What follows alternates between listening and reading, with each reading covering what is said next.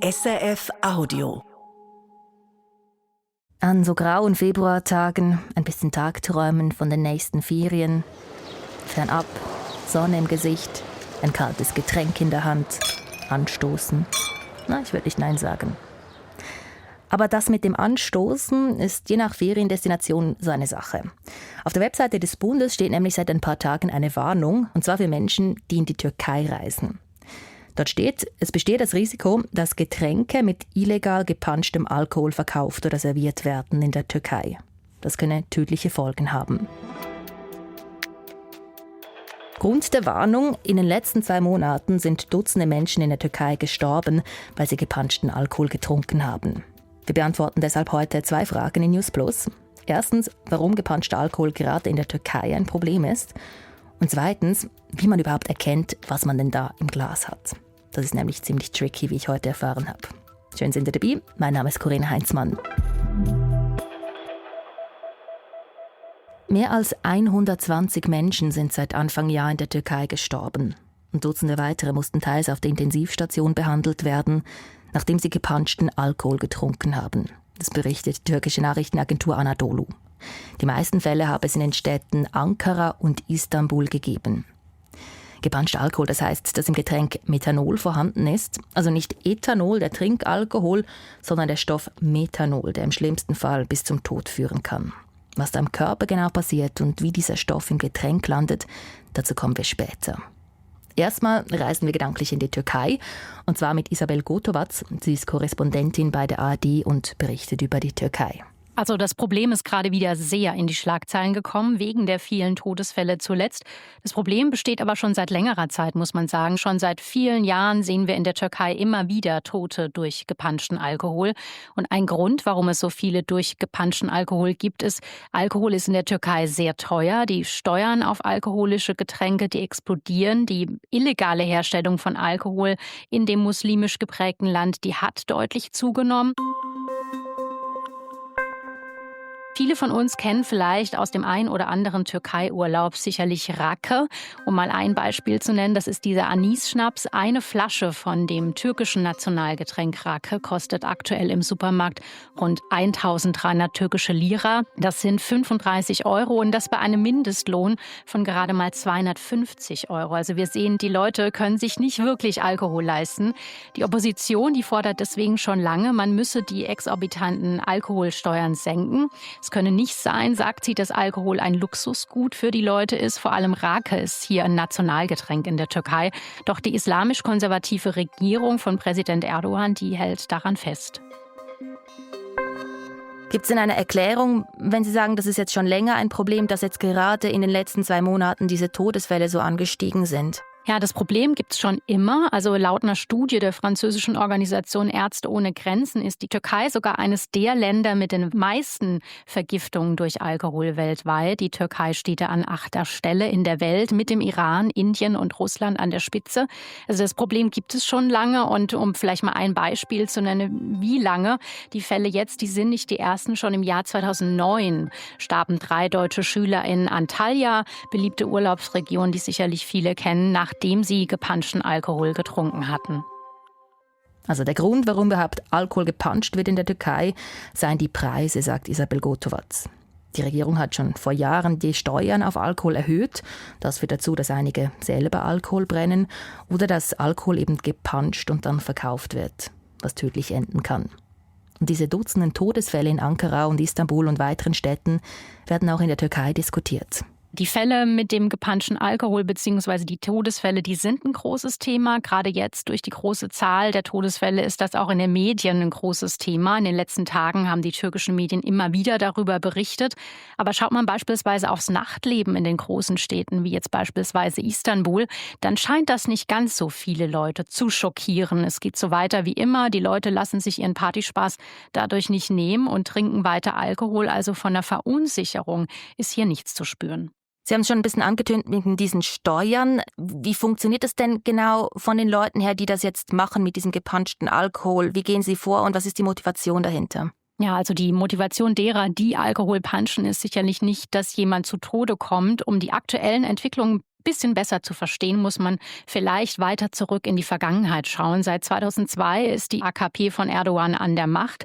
Seitdem sind die Preise für Alkohol, wie gesagt, in der Türkei drastisch gestiegen. Seit dem Putschversuch des Militärs 2016 schränkt die Regierung die Herstellung und den Verkauf und den Konsum von Alkohol besonders ein. Inzwischen ist es so, dass die Türkei zu den Ländern mit den höchsten Alkoholpreisen weltweit gehört. Wer abends ausgeht, der muss tief in die Tasche greifen, egal ob man nun Rake oder Bier trinkt. Und die Folgen sind für die Türkinnen und Türken deutlich spürbar. Für viele ist der Genuss von Alkohol einfach viel zu teuer geworden. Es ist ein Luxusgut, das kann man sagen. Das kann sich kaum jemand mehr leisten. Und hier kommen diejenigen ins Spiel, die Alkohol selbst brennen. Ein Weg für sich selbst und andere eben günstig an Alkohol zu kommen. Und das giftige Methanol in dem gepanschten Alkohol entsteht erst bei der Herstellung, wenn man nicht richtig aufpasst oder sich eben damit nicht auskennt. Die aktuellen Todesfälle, die schrecken sicherlich ab, verhindern aber nicht, dass es auch weiterhin Menschen gibt, die selbst Alkohol brennen und ihn verkaufen. Die Regierung oder die Behörden in der Türkei, was machen die dagegen? Ja, es gibt immer wieder Razzien. Auch im Zusammenhang mit den aktuellen Fällen gab es Festnahmen in mehreren Städten.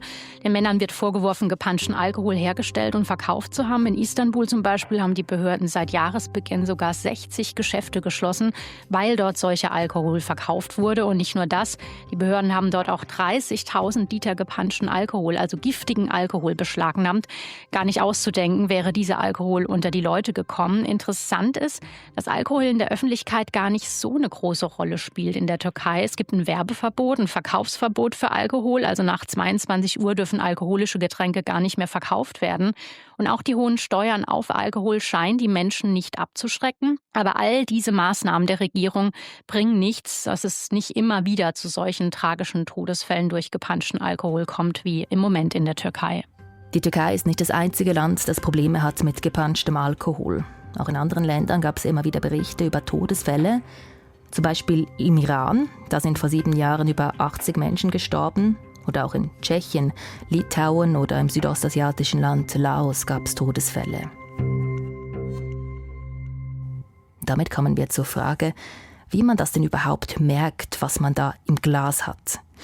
Denn das Perfide an diesen Vergiftungen mit Methanol ist eben, es ist super schwer, sie überhaupt zu bemerken. Und man kann auch nicht sagen, erst ab so und so vielen Gläsern gepanschter Alkohol wird's gefährlich. Das sagt Katrin Faber. Sie ist Oberärztin und arbeitet bei Toxinfo. Das ist eine Stiftung, die Fragen zum Thema Vergiftungen beantwortet. Wie viel von diesem Methanol, von diesem reinen Methanol tatsächlich in einem Drink drin ist, kann man eben von außen nicht sehen. Man kann es auch nicht schmecken.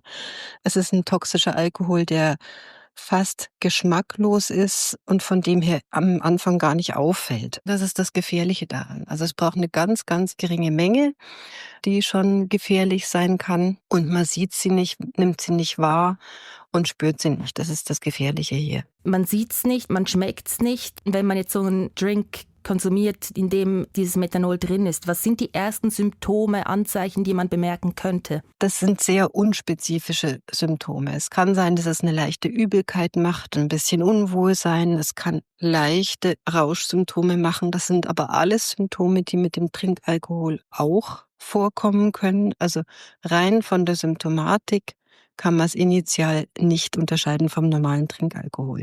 Und das ist auch das, was gefährlich ist.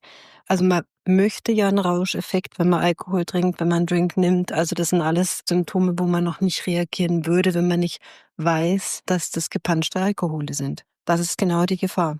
Alkohol, der mit Methanol gepanscht ist, schmeckt und wirkt also im ersten Moment genau wie normaler Alkohol. Der ist ja eigentlich auch ein Gift, also der normale Alkohol, und kann verheerende Folgen haben, wenn man zu viel trinkt. Aber dieses Methanol, das im gepanschten Alkohol drin ist, kann schon in sehr kleinen Mengen gefährlich sein und schlimme Folgen haben für den Körper.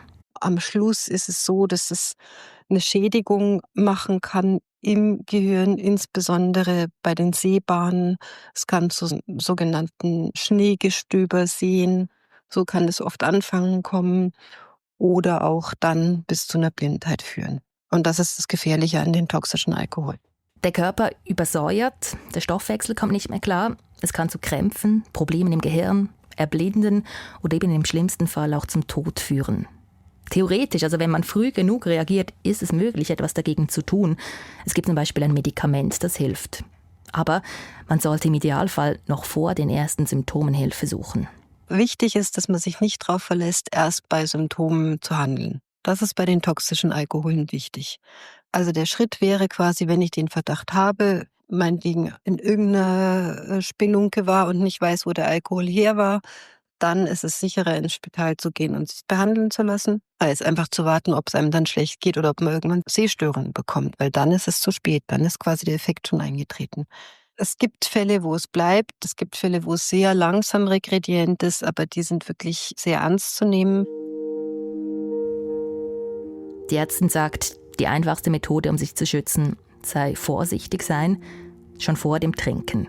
Also ich würde unterscheiden zwischen industriell hergestelltem Alkohol und selbst hergestellten oder gemischten Alkohol. Da wäre ich noch vorsichtiger beim selbst hergestellten. Beim Schnaps ist es so, dass man sehr vorsichtig sein muss. Da ist es so, dass der sogenannte Vorlauf verworfen werden sollte und der enthält Methanol.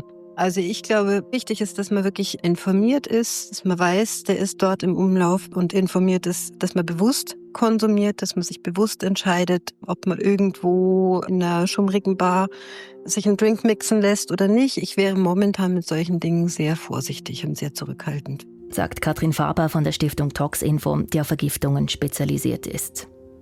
Und Türkei-Korrespondentin Isabel Gottowatz von der ARD sagt, es gibt da ein paar konkrete Dinge, auf die man in den Türkei-Ferien achten kann. Ja, man kann selbst schon einiges tun tatsächlich, wenn man ein paar einfache Regeln befolgt. Der beliebte Rake-Schnaps als Beispiel. Wenn eine große Literflasche Rake für 10 bis 15 Euro zu haben ist, dann sollte man ganz klar die Finger davon lassen. Das riecht nach gefälschtem Alkohol. Denn normalerweise kostet eine solche Literflasche weit über 30 Euro. Also Grund genug, misstrauisch zu werden. Zweiter Tipp, man schaut am besten drauf, hat die Flasche die sogenannte Steuerbanderole. Das ist so ein Klebstreifen am Verschluss, wo drauf steht, woher der Alkohol kommt, dass er an einem sicheren Ort hergestellt wurde, dafür Steuern bezahlt worden und so weiter. Und am besten vertraut man auch nur Händlern und Läden, die man kennt. Gibt es denn da bestimmte Regionen oder bestimmte Läden, Restaurants, wo man besonders aufpassen muss? Das kann man so nicht sagen. Also wer ganz sicher will, der geht in einen regulären Supermarkt und kauft dort seinen Alkohol zu dem eben genannten Preis. Regionen kann man auch nicht so genau sagen, wo man jetzt besonders vorsichtig sein muss. Durch diese wiederholten Fälle kann es im Prinzip überall passieren. Die letzten Fälle haben wir vor allem in Istanbul gesehen. Ich würde mal sagen, überall dort aufpassen, wo es ein aktives Nachtleben gibt. So, zum Schluss gebe ich euch noch unsere Telefonnummer mit. 076 320 1037. Ihr findet sie auch im Podcast-Beschrieb. Am besten kurz abspeichern im Handy, dann habt ihr es für die nächsten Male. Über diese Nummer könnt ihr uns nämlich erreichen, Sprachnachrichten schicken oder sonstige Nachrichten und uns erzählen, was ihr hier in News Plus gerne hören würdet. Wir freuen uns über eure Themenvorschläge und wir verabschieden uns für heute. Wir, das sind Produzentin Lea Sager, Can Krylachcigil und mein Name ist Corinna Heinzmann. Tschüss zusammen.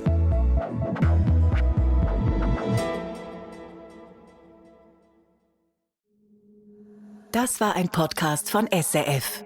Produziert im Auftrag der SRG.